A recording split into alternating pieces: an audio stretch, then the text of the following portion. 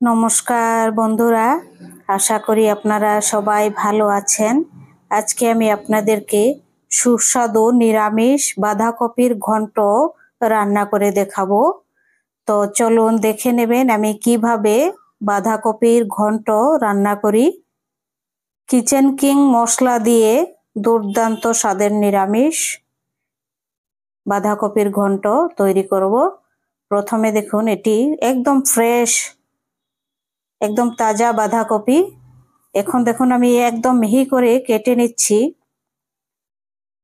যত সবজি সুন্দর কাটা হবে তত সুস্বাদু হবে রান্না। আর তেল মশলা খুবই কম দিয়ে রান্না করব। অনুগ্রহ করে আমার চ্যানেলটি আপনারা সাবস্ক্রাইব করবেন। তেল মশলা খেতে ভালো লাগে কিন্তু শরীরের পক্ষে খুবই ক্ষতিকারক।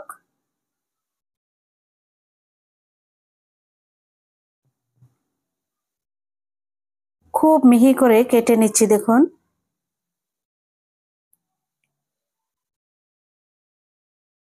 এখন বাঁধাকপিগুলো আমি এই জলের মধ্যে অল্প সেদ্ধ করে নিচ্ছি। তার মধ্যে দিয়ে দিচ্ছি আধা চামচ লবণ। সেদ্ধ করা হয়ে গেছে দেখুন বাঁধাকপি। 2 মিনিট শুধু এটি সেদ্ধ করেছি। এখন 2 চামচ তেলের মধ্যে 2টি সেদ্ধ করে রাখা আলু ভেজে নিচ্ছি। আলুর মধ্যে দিয়ে দিচ্ছি 3 ভাগের 1 ভাগ লবণ, 3 ভাগের 1 ভাগ হলুদ। এটি ভেজে এখন তুলে নেব। ওগুলো একটু ভেজে তুলে নেব, মানে এটি বাঁধাকপির ঘন্টর মধ্যে দেওয়ার জন্যে।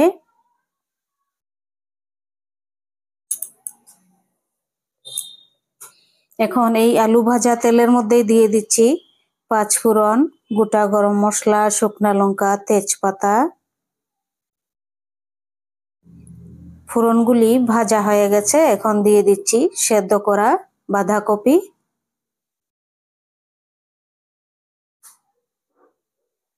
এটি 3-4 মিনিট এরকম একটু ভেজে নেব। এখন মশলা দিয়ে দিচ্ছি 1 চামচ আদা বাটা, আধা চামচ হলুদ, আধা চামচ লবণ, আধা চামচ কাশ্মীরি লাল লঙ্কা পাউডার, 1 চামচ কিচেন কিং মশলা, তারপর আধা চামচ শাহি গরম মশলা, আধা চামচ জিরা পাউডার। ওগুলো একসাথে দিয়ে 10 মিনিট খুব ভালো করে সাঁতলাবো, যেন মশলার কাঁচা গন্ধ না থাকে।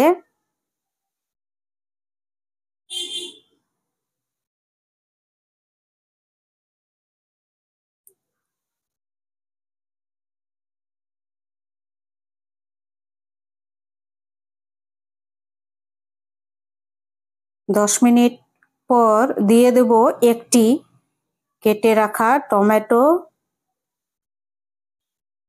তারপর দিয়ে দিচ্ছি আধা বাটি, হাফ বাটি দেখুন কাঁচা মটরশুঁটি দিয়ে এবার 10 মিনিট আরো ঢাকা দিয়ে সেদ্ধ করে নেব ভালো করে সবগুলো। 10 মিনিট হয়ে গেছে দেখুন, খুব সুন্দর সেদ্ধ হয়েছে।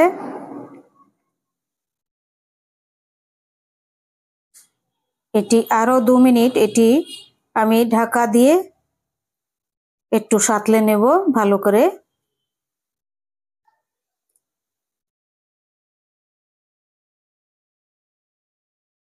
এখন দিয়ে দিচ্ছি ভেজে রাখা আলু।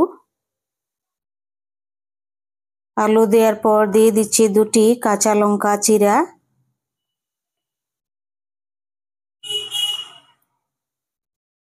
কাঁচা লঙ্কাগুলি চিড়ে দিলে একটু ভালো লাগবে, এর জন্য চিড়ে দিলাম, প্রচন্ড ঝাল যেহেতু।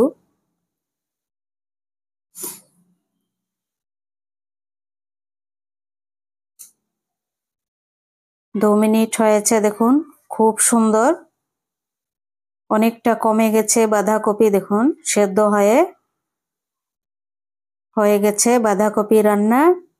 আপনারা চাইলে ঘি চিনি দিতে পারেন, 1 চামচ ঘি বা চিনি 1 চামচ। আমি দেইনি, শরীরের জন্য আমার খুবই ক্ষতি হচ্ছে এত তেল মশলা।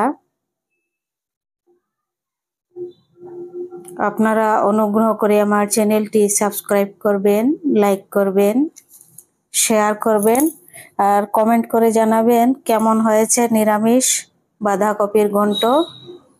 তেল মশলা খুবই কম, রুটির সাথে বা ভাতের সাথে খুবই ভালো লাগবে খেতে।